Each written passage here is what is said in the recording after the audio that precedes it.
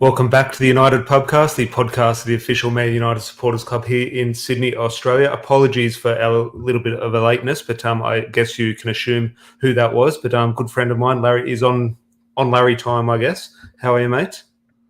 Yeah, I'm good, mate. I'm good. I've had two teams win in the last, 12 hours? I'm absolutely buzzing with that. I can actually go to bed happy and have a good start to the week. How's that? Well, this should be a good start to the week, Larry, because I think at the end of last week we were sort of all prepared for Man United to sort of ruin our weekend, but they did give us the ideal Saturday night, well, not just Man United, but a certain individual who I'm sure will dominate the discussion. But we will say good day to some of the guys in the live chat who have been waiting very patiently and see if they sort of do mention our punctuality. But just as you mentioned there, the two teams, there are a few NRL fans in here as well. And George saying, good evening, guys. United and the Bulldogs winning on the same weekend. First time I haven't been disappointed by either in ages. Josh, good mate as well as always. Good evening, lads. Wasn't pretty at times, which we'll get into the performance and individuals and the team performance and who actually deserved to win. Because I think United deserved to win, but that has caused a little bit of outrage on Twitter. If you say Manchester United were the better team, Dion saying Larry is going to be devastated. I think we'll have a discussion about if Ronaldo has found his legs again or if they're still lost. Rob here saying, evening, lads. What a day. United win, Ronaldo hat-trick and Dogs get up. Obviously another Bulldogs Hold fan. on. Why am I going to be devastated? Didn't Ronaldo, he was past it 2 weeks ago.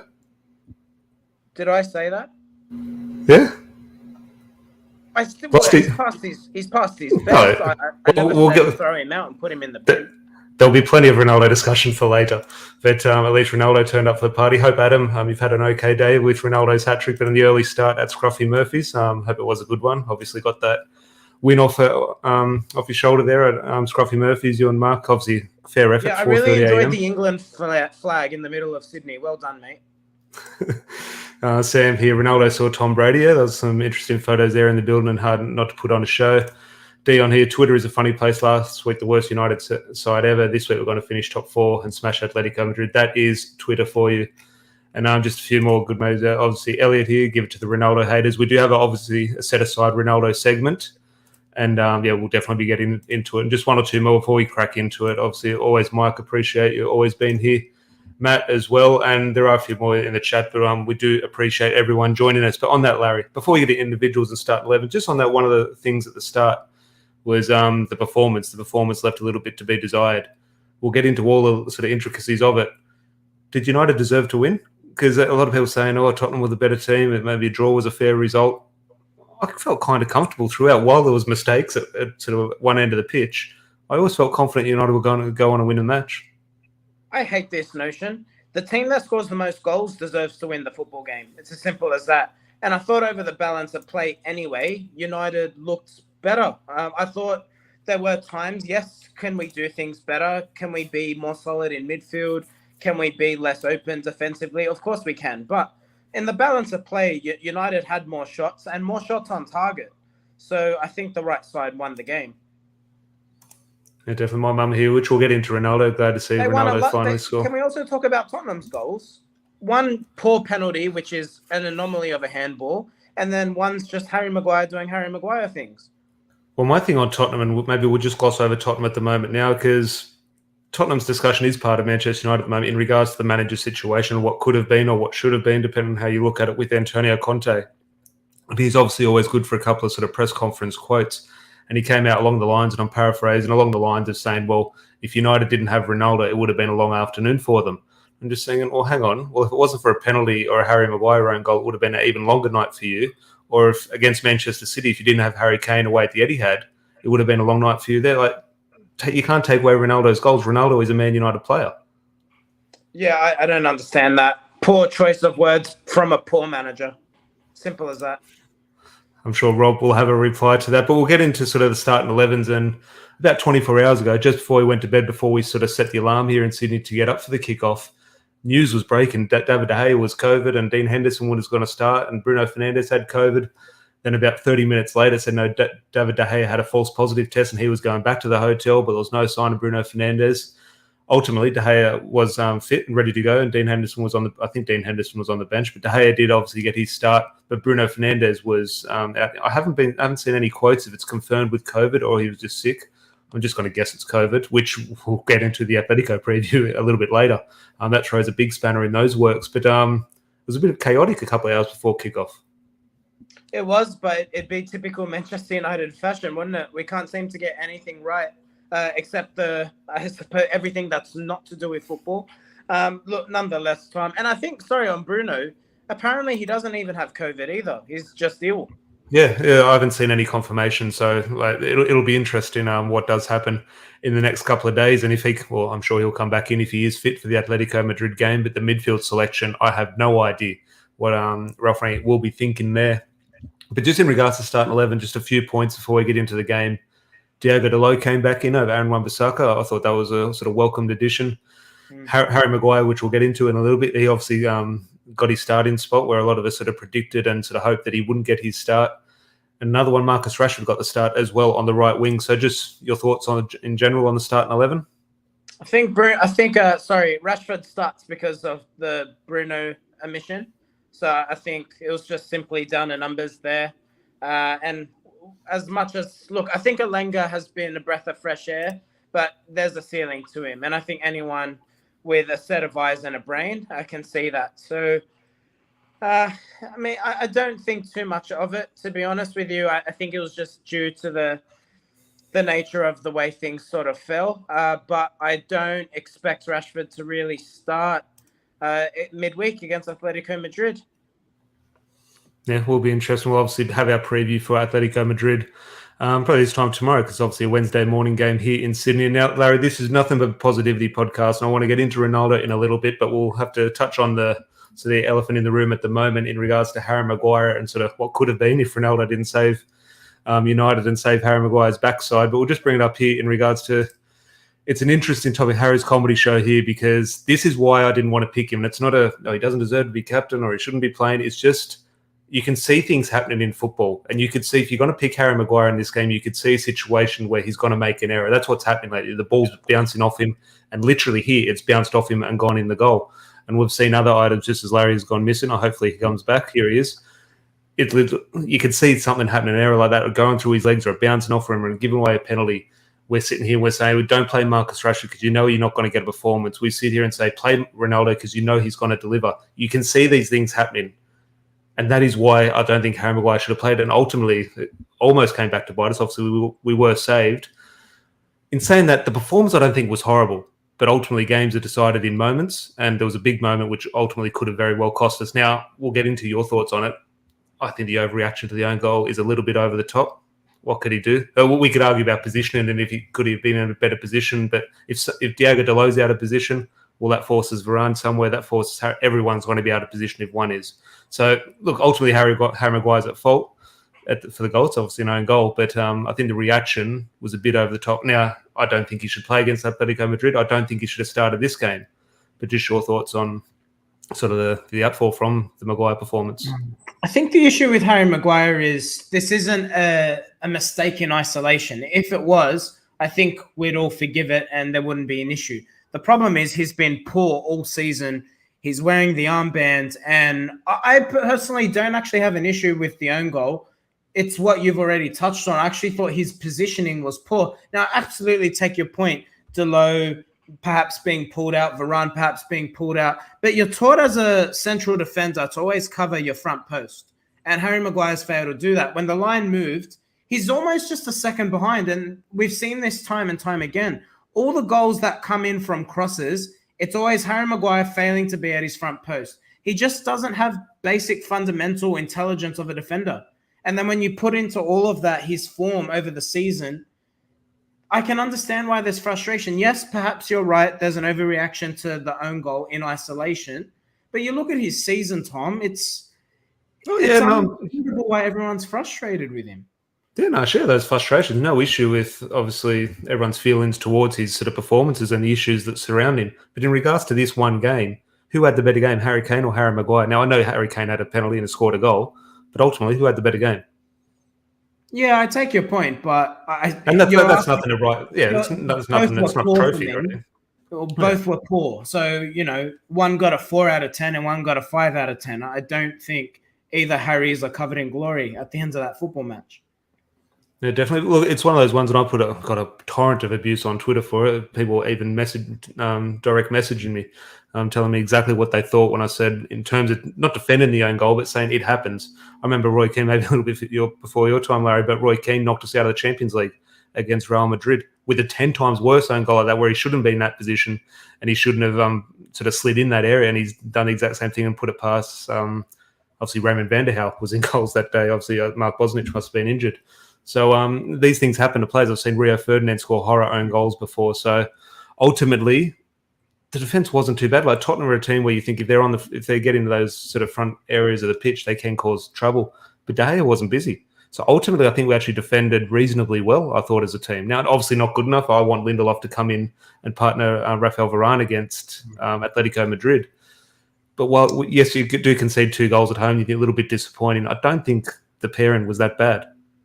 No, it wasn't. And look, again, the penalty, yes, it is a penalty, by the way. It's the right call, absolutely. But that doesn't happen. Tellez doesn't hang his arm out every week. Like, it's just one of those things. Adam's got a spot on here. And this is sort of what I'm touching on. If he checks his shoulder, yes, perhaps he plays him offside. But then after that, Adam, if he should be aware of, okay, what's happening around me? Where's, who scored the goal for Tottenham? Romero? Well, no, it was Maguire. Well, yeah, but sorry, but the time. Yeah, I think Romero, but that's where I did, and I can see that line of thinking. What, Harry Maguire's going to leave that? Just let it go. No, I think he's offside. I don't blame him for going for the ball. I'm not upset with the ball going in that situation. You have to have a go at the ball. You can't criticize him for that. My criticism of him actually is if you, like Adam said, if he checks his shoulder, perhaps he plays him offside initially, or if he's more aware earlier, he covers the front post. Yeah, well, it's an interesting one. And all that, whether it be defense or criticism of Harry Maguire, however you took that, everyone in the live chat, it's not a defense of Harry Maguire in terms of he should be starting against Atletico Madrid. Now, I think we all know that he most likely will. I would like to see Victor Lindelof come in and partner Rafael Varane. But time will tell. We'll obviously have our preview tomorrow. But moving forward, Larry, and we'll just get into discuss the performance. United, I think, were the better team. One man. We'll get into 3-2-1s later, so we'll touch on the Ronaldo part of it now. Where do you want to start? Do you want to go through each goal individually or his performance on a whole, or where do you want to start? Because we've been going 12 minutes. I could go another hour talking about Ronaldo, so I'll let you take the floor first. Yeah, I think, look, I'll summarize his performance. The greatest of all time, Tom, and there's a reason for it. And just to touch on how we started this video, I am going to defend myself because I didn't say Ronaldo's legs were gone in the sense of he's finished, United need to sell him. And if you watched my solo video where I discussed, is Cristiano Ronaldo to blame? I said he's not clinical, and he isn't. You look at the span of his career; he's never been clinical. Now, here say that sentence and finish it with 807 goals. I understand that he's the most productive goal scorer in the history of football. How can you say he's not clinical? Well, the reality is he creates a lot of chances for himself, and that's why he's so brilliant. But today he was clinical, but that doesn't change the fact that statistically the numbers will tell you he's not been the most clinical. If you look at the shots he has that turn into goals compared to Robert Lewandowski, worlds apart. But the difference is Ronaldo has had more chances on goal throughout his career because he's so brilliant, plus the players he's played with. Doesn't say, by the way, just because you're not clinical, it doesn't mean you're rubbish. He's clearly a phenomenal goal scorer, but case is the case. But just anyway, I want to touch on the individual goals and we can discuss the performance just here in regards to the greatest and the GOAT and the greatest goal scorer of all time. To be honest, and someone maybe has seen the name pop up on Twitter or Facebook who Ronaldo overtook the record. Never heard of him. I don't know who was on 806 goals or 805 goals. But we talk about this GOAT discussion and it's sort of so prevalent in sport and we all run with it and rightly so. But it's always these debates. It's never a definitive answer in whatever sport. You look at basketball, they have it. Is it Michael Jordan and LeBron James? And there's a bit of a debate. Boxing has always had. MMA is a huge one, but there's no way to get a clear answer. There's simply no way to do it. But we all sort of have that desire to go and find that answer. What we do want a definitive answer. And I'm just saying we'll never get it with football. However, you do look for ways to find it. This is something because what is football about? Football is about winning, and how do you win? Football is about scoring goals. There is something about, and again, I say this, I never heard of the player who had the 805 goals or 806 goals. So I'm not saying he's the best ever player. However, if someone at Ronaldo's level can have that feather in their cap, but being the highest ever goal scorer in professional football, my God, that's a big tick in their box, a big sort of case in their argument. Yeah, 100%. Look, Ronaldo is, for me, will go, and look, this is obviously can have its own separate video. For me, this is why Ronaldo goes down as the greatest of all time. The fact he can still do it in the Premier League at this level, scoring a hat-trick as a 37-year-old. The thing with Ronaldo is, if you put him up front for Stoke, he's getting goals. If you put him up front with Real Madrid or Manchester United, he's getting you goals. You can put him into any football side in the world, and he makes you better. And that's what it's not just about being a brilliant dribbler. It's about, can you fit into any system? And he's shown his versatility. And can I say, Ronaldo, his work off the ball today, Tom. He ran hard. Ralph Rangnick said it himself in his post-match press conference. He's like, we can't deny that Ronaldo hasn't worked as hard as I would have liked over the last few weeks and months. But today he showed both sides of the game, and he trained well, and that's why he was chosen. And if Ronaldo can play like this till the end of the season, I think we're every shot of making top four.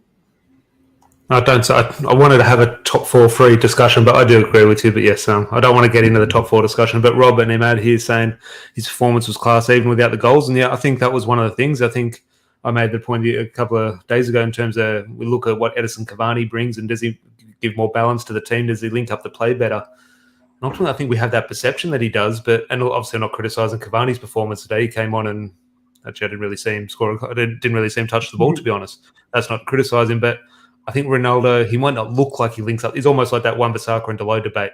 Ronaldo doesn't look the greatest in terms of linking up play, but the effectiveness of what he does is actually is there. And it's hard to say the greatest footballer of all time is actually pretty good at football, obviously. But I think it is something that we're so focused on the goals, or at times lack of goals, it over sort of clouds our judgment of his actual performances, because I think he was there. But we'll go into the individual goals before we get into 3-2-1s. The first goal. It was a weird one because when it broke to him, first of all, Fred found his Brazilian passport, dinked it around the corner, and he can get into Fred's performance in a little bit. So beautiful pass by Fred. I think Varane pinned it into him. Good awareness. When the ball fell to Ronaldo, while he was, 25, 30 yards out, kind of confident that he's going to score. It was a weird feeling I had. Yeah, absolutely. I don't know. With Fred, can I just touch on Fred a little bit here, Tom? I think he's put in his best performances under Ralph Rangnick in the 3-man midfield when he's been allowed to play as an 8. I think you're seeing with Fred that, I don't know what it is. Obviously, he does have some ability. Like, he's not as bad as we all think. Is it simply he doesn't perhaps know what to do in his own third and he's not familiar with it? He's played in sides that always play on the front foot. Is it we've been asking him to play a 6 when he's obviously not a 6? Because if Fred plays like that more weeks than not, I mean, you could argue whether Paul Pogba should be in the side if Paul Pogba's having a dip off in form or so forth. Like that flick onto Ronaldo's first goal, brilliant. It's where mistakes aren't. If you put him in that half of the field compared to in the number 6 role, mistakes aren't highlighted. Like if you imagine he's doing that flick as a number 6 and it gets intercepted, it'd be risky. Thinking, hang on, what the hell's he doing? But if you are further forward, you can play the same game. Fred's game hasn't really changed whether he plays a 6 or an 8. He's just doing it in a different part of the pitch. So when he makes a mistake 80 metres from goal, no one hits the panic button, or we don't concede a goal, so we don't focus on the mistake. But I think he's really playing the sort of same sort of football. And that this is not me saying Fred's the answer, and we don't. Obviously, we need to sort of go out and improve across multiple numbers throughout midfield. But I saw his heat map as well, and he was absolutely everywhere. And it's one of those cases as well. I think Scott McTominay is the same. I don't like Scott McTominay in the number 6 role, but when he's further forward in that number 8, when he has that ability to sort of drive forward, that's when he's at his best. Now, I don't think you can do Fred and McTominay in a box-to-box role. I think you obviously do need that protection with Nemanja Matic, or which Nemanja Matic did provide today, which will be an interesting shout when we get into the 3-2-1s. But that was obviously the first goal, iconic goal. As I said, obviously, when Ronaldo came back, was it about winning trophies? Was it the right signing? Should he have come back? Everything. Football is about enjoying moments and sort of just remembering good times. And that is a strike that you'll see sort of replayed over and over. And when Ronaldo has his sort of highlight package of his both times at United in 20 years' time when we're looking back, that'll be one of the goals that you do remember. Yes, brilliant finish. Brilliant finish. I really like the second goal, to be honest with you. I really like the second goal. I think I like it because it was just quick by Jadon Sancho, something United have really struggled to do all season. It's the progression in which we use the ball in the final third. Sancho got the ball and he gave it straight away. No dwelling, didn't think dribble. He thought, Ronaldo's there, I'm going to give it to him, and Ronaldo finished. And if we do more of that, trust me, Ronaldo can score plenty more goals before the end of the season. Definitely. Just one thing here, which I don't want to touch on now. I want to sort of save it for the preview because it's a long discussion. But Adam here saying, did it make a difference without Bruno? Which I think is a question we can raise in the preview. And if he comes back in, situation with Bruno and Pogba and the link-up play with Ronaldo. So remember to bring that point up in tomorrow's show. But Mark here saying, finally I catch a live show. Keep up the stream, guys. Up United and Cronulla. Good to have you here, Mark. Hopefully you can join us live a little bit more often, but do appreciate the support. But on the second goal, I didn't celebrate it, Larry. I thought it was offside. I thought Jadon Sancho was off by a mile. I was expecting to go back to VAR and would see a red line and offside, but Jadon Sancho's timed his run perfectly. Great ball by Nemanja Matic. And when that ball's coming across, you think if Ronaldo doesn't put that one in the top corner 10 minutes earlier, while it's a simple tap-in, when that ball's coming across, if the pressure was on and he was without a goal, you could almost see him sort of hitting the goalkeeper, which he almost very well did. But Ronaldo does have to sort of compose himself and sort of make sure he does get a good connection, which he did do. And big goal. Yeah, massive. I don't want to break the structure of the show, Tom, but Nemanja Matic, oh my gosh, he makes such a difference to this football side. There has to be a way. I don't know what Ronaldo needs to be dragging Nemanja Matic to whatever hydrotherapy he's doing, ice baths, get him in. Hey, Nemanja, you come sleep at my house till the end of the season. You're going to eat what I eat. You're going to train how I train because we need you fit every single minute of every single game because when he's on that pitch, we are a completely different football side. Not what you would do. Do you think there is a chance Ralph Rangnick just risks him and plays him from the start against Atletico? He has the season on the line? He has to. If we want to win that game, you need someone in there who can just control things. And Nemanja Matic is the only player we have who can do that. Like, oh my God, I can't believe every time we see him play, you just get a reminder of how bloody good he is. And it reminds you why United absolutely need a world-class number 6 this summer. But you have to get the Serbian into the side. Find a way to keep him fit. He has to play more. Yeah, no, definitely. Well, we'll get into sort of some more individual performances and rank them in the 3-2-1s. But just on the last goal, I want to go through all these 3 goals, Larry, because we sort of, the day Ronaldo arrived, we all said, can't wait for his first hat-trick back. It has taken a while, and he has sort of got his hat-trick and the best goal so far of his return. And that, look, at the end of the day, we did score from a corner. Unbelievable scenes. 2 in about a month's time, so very good. Set-piece coach is earning his wage. I was not so impressed with the goal. Like, obviously, it's a straightforward cross and a good header. However, the goal I put on Twitter, it sums Ronaldo's goal scoring up perfectly. It sums up, one, his achievements, why he scores so many, but also his desire. We talk about Ronaldo maybe being a selfish player and caring about himself. And yeah, there is a huge element of that to Ronaldo's game. But I always go back to the point, well, if Ronaldo scores a goal for himself, it also counts for his team. So that's also a very good team player if the individual wants to score goals. And his desire and the know-how to, I think Romero was marking him. So he used a lot of power to get rid of him, a lot of know-how to sort of shift him one way and go the other. And then ultimately, I think he jumps over Eric Dyer or Doherty. I forget who it might be. But just the desire it was like a Nemanja Vidic, it was like a centre-back like flinging himself to the ball to win it at all costs. But this was Ronaldo, the striker, just putting his body on the line, throwing his body at it to make sure he could get a head on it and put it in the top corner. And that just sums up the, whether you want to say mentality or desire, work rate, or just simply ability of the man. It was just... It doesn't look like a classic goal, but if you actually break it down in terms of the moment, the situation, what we needed, it's a classic goal for me. If you're happy Ronaldo scored a hat-trick, like the video. I'll start there. But, yeah, look, Tom, brilliant goal.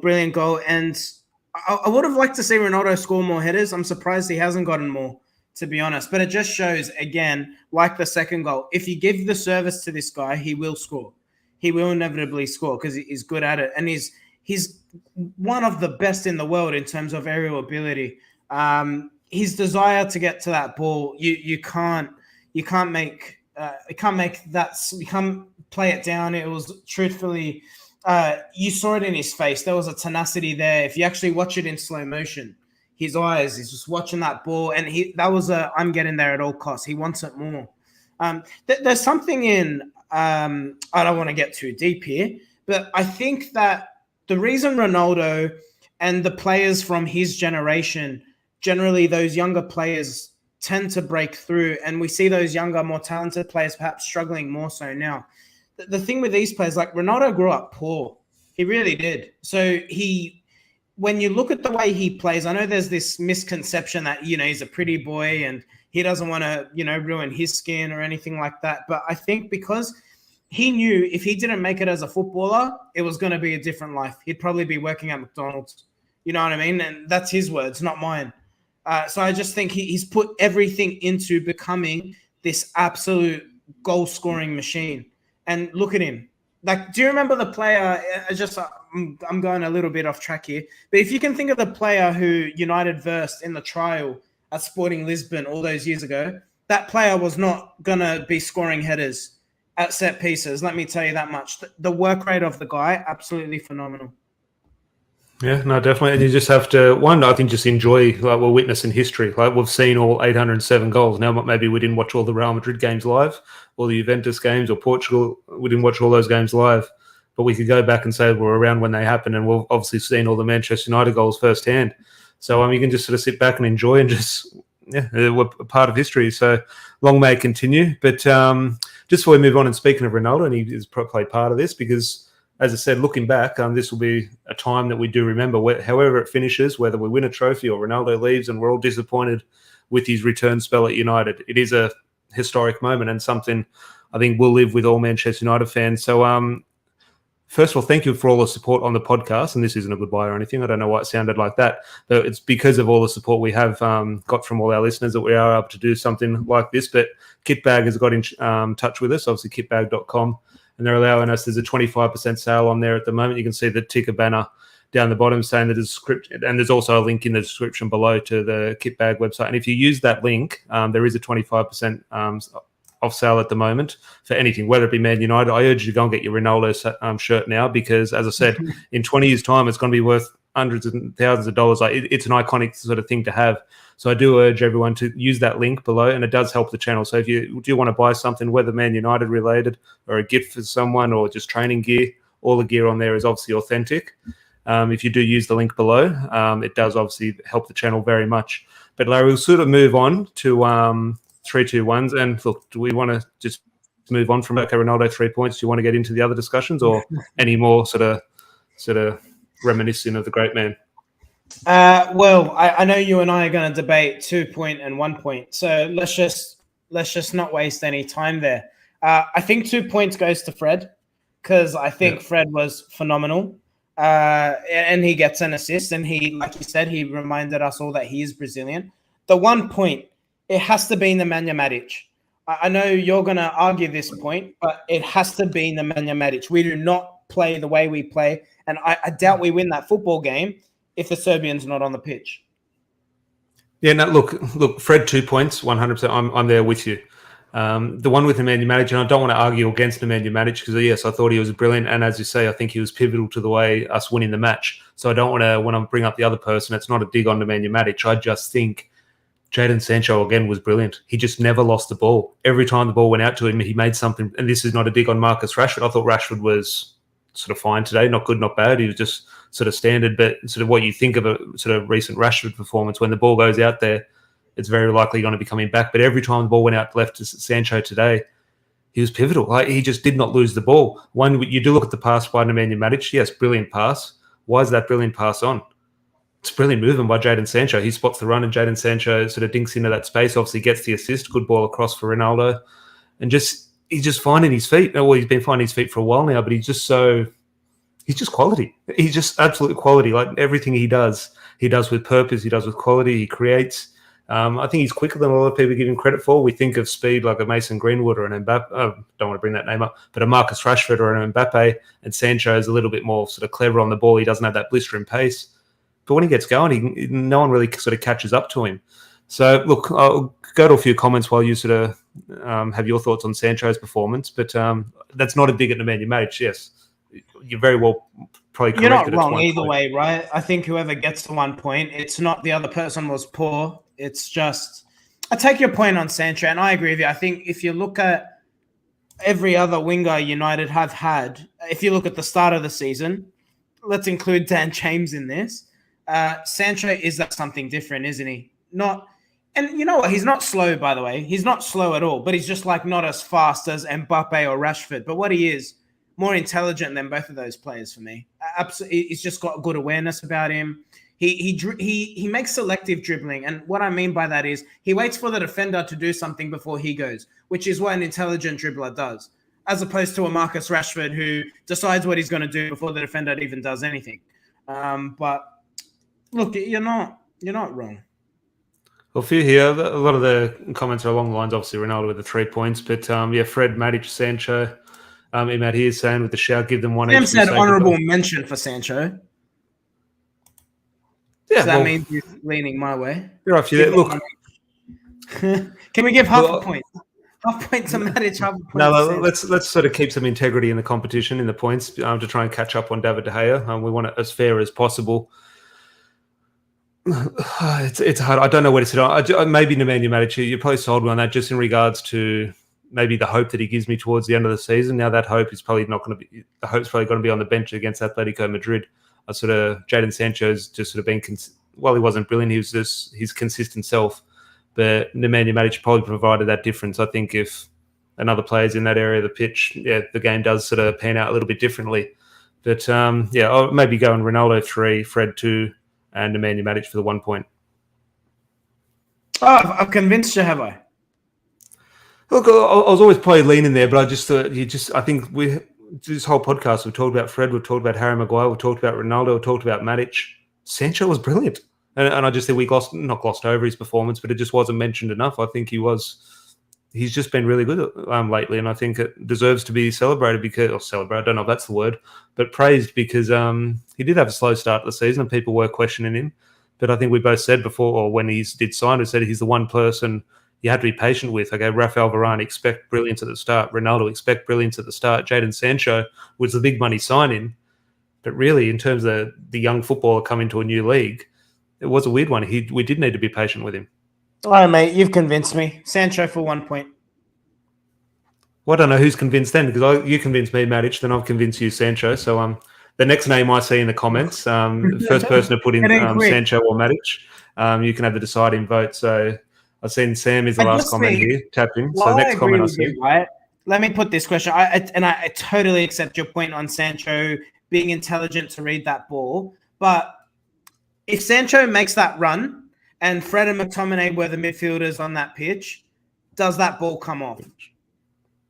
Oh, yeah. Well, Josh is saying, come on, give it Matic. So we'll go Nemanja Matic for 1 point. So there we go. I don't think he's sort of closing down the heels of David De Gea, but Ronaldo with those 3 points could be back on. We'll maybe give a points update in a couple of weeks for the Champions League. But is there anything else you do want to sort of touch on? Because we'll obviously have our preview. The preview will come around quite soon because Atletico Madrid is Wednesday morning here, Sydney time. Yeah. I'll touch on this comment from Imad. I think Rashford was better today. He's still got a long way to go for me, though. To be honest, I didn't like what I saw. His performance that's all you can expect from this performance. If we wanted a good performance from Marcus Rashford today, it was this performance. You couldn't expect him to go for a 1 out of 10 to an 8 or 9 out of 10. It has to be small sets. He's not going to be that bad and that good. He has to sort of just get through a game, get through 60 minutes of fine display. But you can't expect more. What I did like about his performance today, as opposed to just putting his head down and trying to run past someone, if it wasn't on, he kept the ball. And that's what I want you to do. It was more mature, and I think that was probably drilled home by Ralph Rangnick. He said, look, I'm going to start you again. Do not run into the opposition players. If you have the ball and you see a red shirt, pass it to the red shirt. And I think there was a little bit more maturity in Marcus Rashford's performance, which was good to see. Look, here I've been on the last couple of weeks criticising him quite heavily. But, yeah, that's with criticism, with hope that he does sort of turn it around because he does have what it takes. But he does need to display it. It will be interesting. His name, I think, will sort of dominate the discussion in the team selection. Do you think, just off the top of your head, a quick one, does he start? I think Anthony Elanga will probably get the nod. But there is obviously, like the Harry Maguire situation, there obviously is a strong case that the money would be on Marcus Rashford getting the start. I think Rashford will get the start, whether that's right or wrong. Where I think this Rashford debate is interesting is I think the best left winger at the club is Jadon Sancho. And I know for all intents and purposes, we bought the Englishman to play on the right to offer more balance. But the way the season's played out, I think Sancho has proven he's our best left winger. Rashford's not great on the right. So we're going to have a bit of a conundrum here, regardless of who the new manager might be, because I think Sancho wants to play on the left. And I think Rashford is not as good as Jadon Sancho is. So what do United do there? Even if Rashford improves, I don't think you're going to see the best of him on the right. So this might be a bigger headache than we think. No, time will tell. But obviously the foreseeable sort of future, we'll have a very different outlook in a couple of days' time, whether we're in the Champions League or we're just sort of in a top four race, which while we're sort of very positive after this performance and result, and rightly so, there's still no hiding from the fact that we're still a long way behind fourth. Right? Well, actually, we might have moved into fourth. Well, you know what I mean? But I think Arsenal 4 games in hand, and they're 2 points behind us. If there's one team that could sort of blow that, like they won't. Obviously, Arsenal, they'll finish fourth now. I don't see a situation, even with banter aside. I don't. Oh, yeah, I know it's not guaranteed. I know there's in a few weeks. Yeah, I just don't think. But you can't see a club like a club like anyone, maybe a team at the bottom. Not often clubs lose like 4 or 5 games in a row. I'm not saying they're going to have to lose that, but that's the sort of situation you're going to have to see. They're going to have to lose 3 games in a row almost for us to sort of catch up. And very rarely, like you can see teams go through bad form, but there's always a win somewhere in there or there's a draw somewhere in there. Very rarely does a big club actually lose that many games in a row. And look, if there's one club to do it, maybe it is Arsenal, but I can't see it, unfortunately. Tell you what, Tom, we still have to verse. We still got Chelsea to come. We've still got Liverpool to come. If they can afford fuel for the bus. Leicester, we still got a few tricky games. Chelsea's at Old Trafford, so how are they going to get there if they can't get enough fuel in the bus? They'll ride their bikes. It'll be interesting. Well, when do we play Chelsea? Because that's ever sort of evolving situation. Who knows what's going to happen there? So I understand the club's bank accounts have now been frozen. But they've got a 20K budget for travel. So which way is it? How does this work? Like I just see hypocrisy left, right, and center. Yeah, do look, I'm sure pay for their own travel. Is that how this is going to go down? I would love that. And that's not to wish any ill feeling towards the players, but it would be funny to see highly played players like that get a taste of sort of Sunday League football and sort of run into the challenges that you and I sort of faced as we were growing up. It would be quite amusing. But Larry's screen keeps freezing like Roman's assets. Audio's coming through nice and clear, but a little bit freezing today. But always a good chat, especially when Manchester United win football matches, Larry, and Ronaldo, the greatest of all time, scores a hat-trick and silences a few critics. Absolutely. Should we do a Messi-Ronaldo debate, or should we just finish it here? And as we both know, who is the best? Well, I'm sure someone has this stat in the comments, but correct me if I'm wrong. Ronaldo scored more goals against Tottenham today than Messi has in the league this season. I don't know if that's right or not. I think he's got 2 goals. I think Messi's got 2 league goals. 4 goals in all competitions. 4 or 5. I think he scored a few in the Champions League, but I think his league. He scored 2 goals, and I know Fred has 3, so Fred's ahead of him in league goals, and obviously Ronaldo scored 3 in one game. So look, it goes back to the discussion which I said at the start. Yes, World Cups. Yes, performances. How a player looks aesthetically, what they win, what they achieve, how they do it. Ultimately, at that level, a huge tick in the box. It goes. You could almost devalue it like a trophy, devalue it like a World Cup or a European Championship. If you are an attacking player and you are the greatest goal scorer in the history of football, surely that sort of weighs up like a trophy, like a World Cup or something, like in regards to the debate on who is the greatest. Look, Messi, you can't take away from how brilliant he has been throughout his career. Ability-wise, it's not a debate. Messi has more ability than Ronaldo. That's not a debate, no doubt. Ronaldo's better. He just needs everything. Like the thing is, Messi, and I've said this, and I'll continue to say it, and those who disagree, so be it. But he literally had Ballon d'Or midfielders behind him, and the system was set up so Messi could thrive. Whereas, like I said at the start of the video, you put Ronaldo up front for Stoke City, you put him up front for Burnley right now, he's going to be Burnley's leading goal scorer. He can play in any team in world football. He can play for my Sunday League team. He can play for Barcelona, Real Madrid, Manchester United, Stoke City. No matter what team he plays for, he will score goals for that team. What's Ronaldo now? Is he on 18 goals for United now? I think he was on 15. So 18 for the season. So what were we saying? Maybe we have to sort of revisit the tape. So what were we saying when Ronaldo signed in terms of a successful season? I think I was saying 20 to 25 goals. Yeah, I think 20 to 25 would be right. Look, I think because of who he is, you want 25. I think there's still time for him to do that. We'll see. Yeah. Oh, no. Well, I think he's fifth now in regards to Manchester United Premier League goal scorers. I think he's tied Ruud van Nistelrooy. So I think the next second in the Premier League charts, by the way. Mo Salah's ran away with 20, but Ronaldo's on 12 in the league. Second. George obviously has his notes. Tom, you said he'd score 30 plus. Okay, so he still has a while to go. I have to revisit the tape. George will know what episode it was. Obviously, maybe it's the unveiling, but maybe 30 in all competitions. So what's he on in the Premier League now? It's obviously well behind Mo Salah. But do you have the Premier League number there? In the Premier League. So that'd be a big shout for him to score 20. You don't think he's going to score? Oh, that's a big shout. He'll need maybe another one or two performances like that. Probably won't get 20 in the league, but he is made for the Champions League. He has scored a hat-trick in second legs against Atletico Madrid in the past. So fingers crossed we can see another one of those in a couple of days. But until then, Larry, always a pleasure. Always a pleasure chatting to everyone in the live chat today as well. Nothing but positivity, which is a pleasant change. But obviously all the opinions are always very respectful, which we do appreciate. And as you said a little bit before, you can see the banner going along the bottom there. And there is the link in the description below. There is a 25% off sale on kitbag.com. So if you do want to go get your Ronaldo shirt, already Man United gear, please do. And it doesn't even have to be Man United gear. They've obviously got all the training gear, and all the gear there is authentic. So if you use that link in the description below, it does really help us, Larry and I. And we do appreciate all the support. So, Larry, preview tomorrow? Preview tomorrow. Looking forward to it. No, definitely, mate. Fingers crossed. Biggest game of the season, and look, Old Trafford under the lights. That is what we'll sort of support United for. Big game Wednesday morning, 7 a.m. kickoff. Alarms will be set. So until then, hope everyone has a good night, and we'll chat to you tomorrow. Cheers.